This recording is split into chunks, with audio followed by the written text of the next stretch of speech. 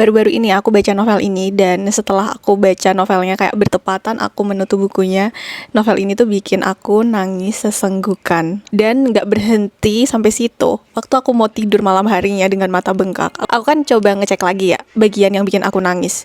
Di akhir sih. Dan itu bikin aku nangis lagi. Segitu kuatnya dampak emosional yang dihadirkan novel ini ketika aku selesai membaca bukunya.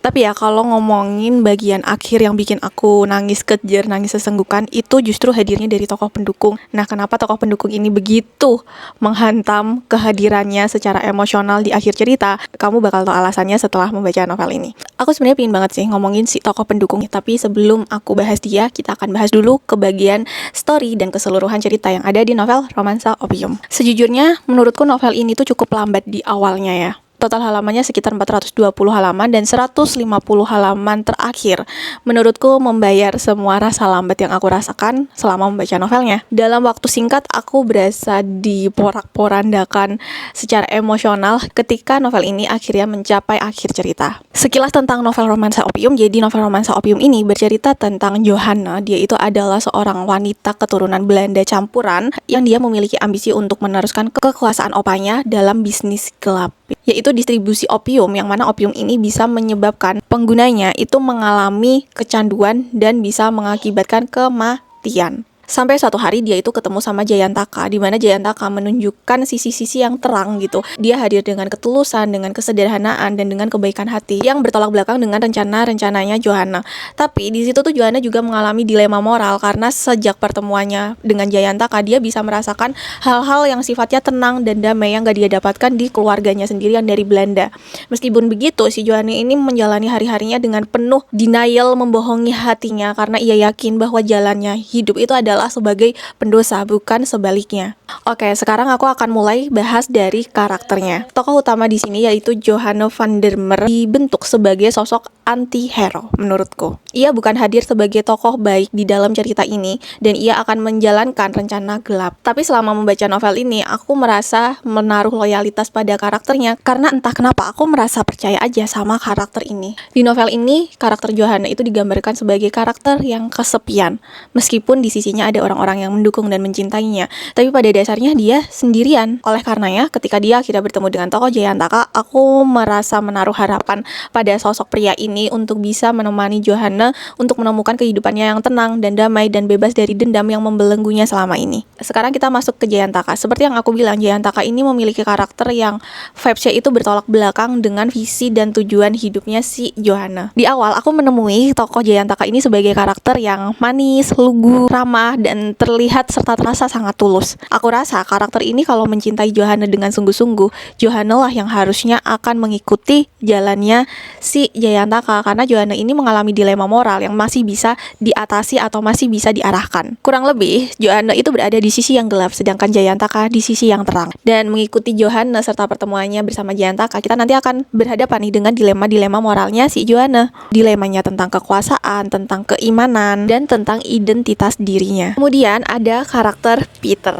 Nah, ini karakter pendukung yang paling jadi favoritku. Dia adalah satu-satunya karakter yang menurutku adalah yang paling loyal, yang paling berani, yang paling melindungi Johanna. Ketika orang-orang di sisinya itu meninggalkan Johanna, cuma Peter yang gak pakai tanya bakal terus berada di sisinya Johanna. Nah, Peter ini adalah seorang pengawal ya, dan dia tuh benar-benar patuh buta sih kalau aku bilangnya sama Johanna. Di satu sisi itu sangat melegakan hati, tapi di sisi lain kepatuhannya ini bikin aku takut. Sehingga satu-satunya harapan aku kepada karakter Peter adalah dia bisa terus hidup sampai akhir cerita. Aku rasa penulis juga menyadari kekuatan dari tokoh Peter ini. Itulah kenapa dia meletakkan adegan dan scene yang sangat berdampak secara emosional untuk aku sebagai pembaca, yang berakibat bikin aku nangis sesenggukan habis baca novelnya. Tapi menjelang akhir aku dibuat kagum sama Johanna dan aku dibuat puas sama ending cerita ini. Itu bikin aku kayak akhirnya memaafkan kekecewaan aku terhadap Jayantaka dan hubungan Jayantaka dan Johanna yang menurutku merupakan sebuah tragedi. Pokoknya dalam waktu singkat ya, di 150 halaman terakhir itu aku merasa dibuat bingung dan mixed feeling sama Jayantaka, dibuat kecewa.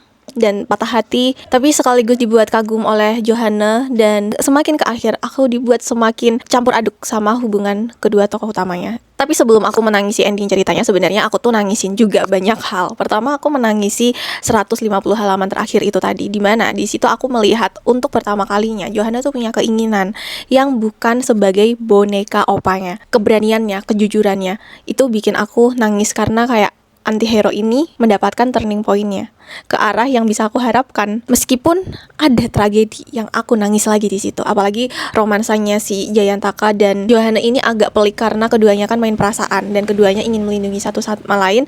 Romansa di novel ini itu nggak dominan, tetapi setiap kemunculannya itu sangat menarik untuk diikuti. Nggak kayak di novelnya Gigre yang sebelum-sebelumnya ya, yang mana dia memberikan harapan melalui fantasi-fantasinya. Di sini tuh latarnya the real historical zaman Hindia Belanda, dan tragedi-tragedi yang terjadi ya akan berakhir sebagai tragedi.